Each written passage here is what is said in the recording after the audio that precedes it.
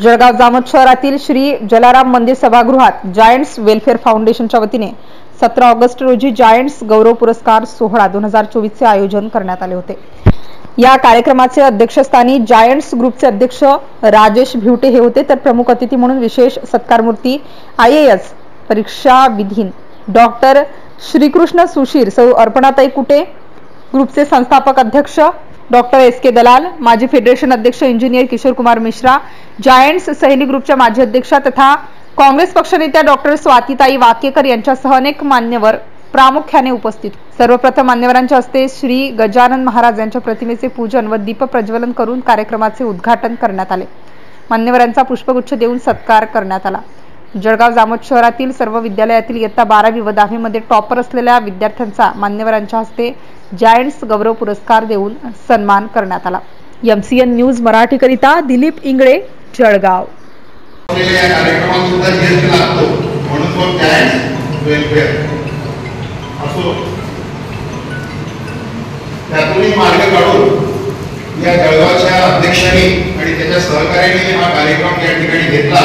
बरोबर त्यांचं या ठिकाणी सर्वप्रथम मी कौतुक करतो।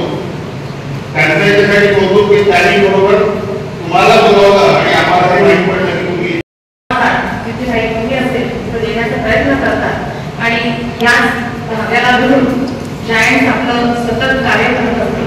गेल्या कित्येक वर्षाचा प्रवास आपण इथे आपला समोर बघतोय आणि त्यातीलच हा एक कार्यक्रमाचा भाग। सर्वप्रथम मी समस्त विद्यार्थ्यांच्या आणि त्यांच्या पालकांचे खूप खूप अभिनंदन करेन आणि त्यांना माझा पण जेव्हा मी डिग्री युनिव्हर्सिटीमध्ये 2012 मध्ये 10वी पास झालो होतो, माझा पण सत्कार करण्यात आला होता। आज इथे कोणाला तरी 90.60 90.60 एक्झॅक्ट पर्सेंटेज आले आहेत, तेवढेच पर्सेंटेज मला होते। माझी 10वी इथून झाली, मग जळगावमधून 2012ला 10वी केल्यानंतर 11वी अकोल्याला गेली। आता मग कोणाच्या तरी पालकांनी सांगितली की मुलगी RCCला गेलेली आहे, ती क्लासेस करते नाट्याला। तसं आम्ही पण अकोल्याला क्लासेस करायला गेलो होतो। 11वी-12वी नीटचे क्लासेस केले मी। त्यानंतर मी MBBSचा माझा नंबर लागला Indira Gandhi government medical college Nagpur, GMC नागपूरमधून माझा MBBS झाला। 2014 ते 2020 मध्ये माझा MBBS कंप्लीट झाला। त्यानंतर कोविड काळ चालू झाला। कोरोनामध्ये मी 2 वर्ष ॲज अ मेडिकल ऑफिसर म्हणून काम केलं पुण्यामध्ये आणि काम करता करता कुठेतरी मी UPSCची तयारी चालू केली होती। आणि UPSC कधी करायचं तर हे माझं कुठेतरी डिग्री हायस्कूलला असतानाच फिक्स झालेलं होतं की मला पुढे जाऊन UPSC करायचं आहे। 7वी मध्ये असताना मी एक बुक वाचलं होतं डॉक्टर राजेंद्र भावडे यांचं, ते सध्या कलेक्टर आहेत। तर त्यांचं एक बुक वाचून मला कुठेतरी प्रेरणा मिळाली होती की UPSCचं पण एक क्षेत्र आहे। आणि मला सांगायला की माझ्या स्वप्न मी बऱ्याचदा माझ्या एकदम लहानपणापासून डॉक्टरीतच असलेले आहेत। डॉक्टर दलाल मला सुद्धा जे स्टॅटफोर्डचा प्रॉब्लेम होता, सरांनी मला ट्रेन केलेला लहानपणापासून, खूप छोटा होतो मी तेव्हापासून सरांकडे जायचो आणि नेहमी डिस्कस करायचो। सर म्हणायचे पुढे जाऊन काय करायचं आहे, त्यांना सांगायचं की सर मला डॉक्टर तर बनायचं आहे, माझं काहीतरी दुसरं करायचं, UPSC करायचं मला आहे माझं नेहमी सांग। मी नेहमी लहानपणापासून त्यांना 10वी पर्यंत ते सांगायचं की मला सर करायचं आहे। आणि मग 11वी नंतर MBBS बऱ्याचदा आमचं जेव्हा पण भेटायचं डिस्कशन व्हायचं काय करायचं आहे, MD करायचं आहे की UPSC करायचं आहे। मी नेहमी ठाम होतो की नाही मला UPSCच करायचं आहे। हे किती लहानपणापासून स्वप्न होतं किंवा ही भीती होती की फर्स्ट जनरेशन डॉक्टर झाल्यानंतर आपण दवाखाना टाकण्यासारखी तेवढी आपल्याकडे पैसे वगैरे अवेलेबल असते की नाही, त्याची परिस्थिती एकदम हालाकीची। माझ्या बाबांना सगळ्यात मी जॉबला सोडत असतात, सुगीरीमध्ये काम करून म्हशी वगैरे चालून दूध वगैरे वाटून आम्ही सगळे बहीण मोठे झालो।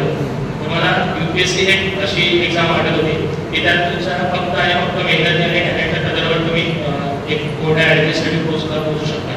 आणि तुम्हाला एक म्हणजे सुरळ रस्ता वाटत होता की फक्त आपल्यावर डिपेंड आहे आपण किती मेहनत करायची। बाकी एक्सटर्नल गोष्टी जसे की पैसा वगैरे लागणार नाही आहे, काही वर्षाला लागणार नाही आहे। मग मी सरळ कोविडमध्ये जॉब करत असताना अभ्यासाला सुरुवात केली।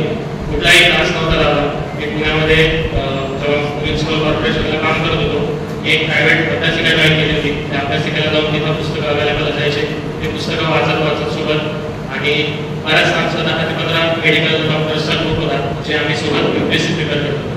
त्या ग्रुपसोबत प्रिपेअर करत आमचा 1-2 जणांना काही डाऊट्स आले ते एकमेकांना विचारत ग्रुपसोबत प्रिपरेशन स्टार्ट केली आणि हळूहळू त्या ग्रुपमधून रिझल्ट यायला लागले। मागच्या वर्षी माझ्या 2 सिनियर्स IPS झाले होते आणि यावर्षी त्यांच्यापेक्षा 2 वर्षांनी सिनियर असताना माझा यावर्षी IAS सिलेक्शन झालं।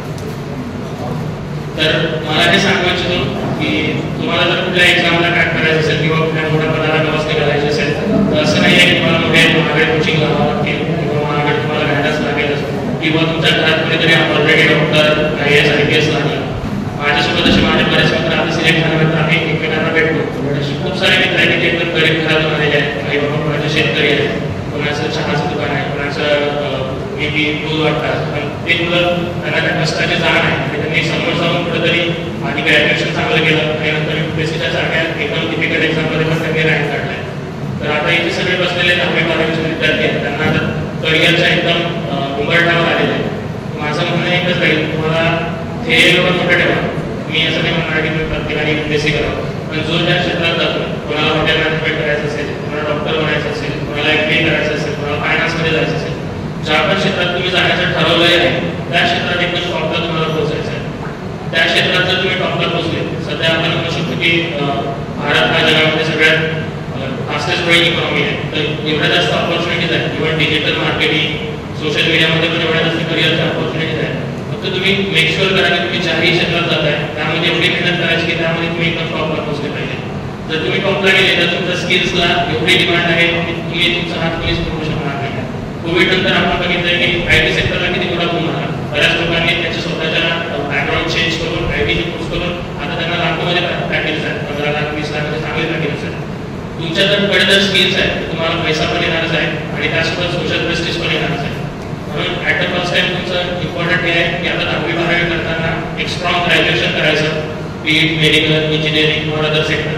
आणि मग ग्रॅज्युएशन करता विचार करायचा की यानंतर मला या ग्रॅज्युएशनमध्ये कंटिन्यू स्पेशलायझेशन करायचं आहे की काहीतरी दुसरा पाथ निवडून जनरलायझेशनकडे जायचं आहे. तर हेच मला सांगू इच्छितो. आणि जे पण 10वी-12वीचे विद्यार्थी इथं आहेत किंवा त्याचे पाल्ले आहेत त्यांना म्हणेल की तुम्ही खूप जास्त मोठे स्वप्न बघा.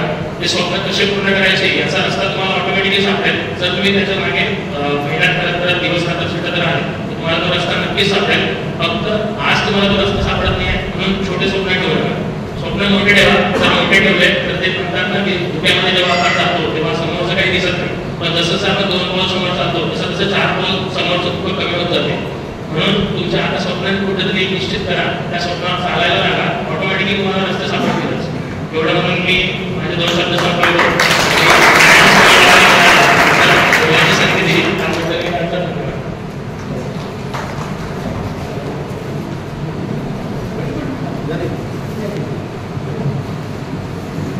आपल्या या कार्यक्रमामध्ये खास करून सेवाहून उपस्थित झालेले जायंट्स फेडरेशनचे माजी अध्यक्ष माननीय इंजिनियर श्री किशोर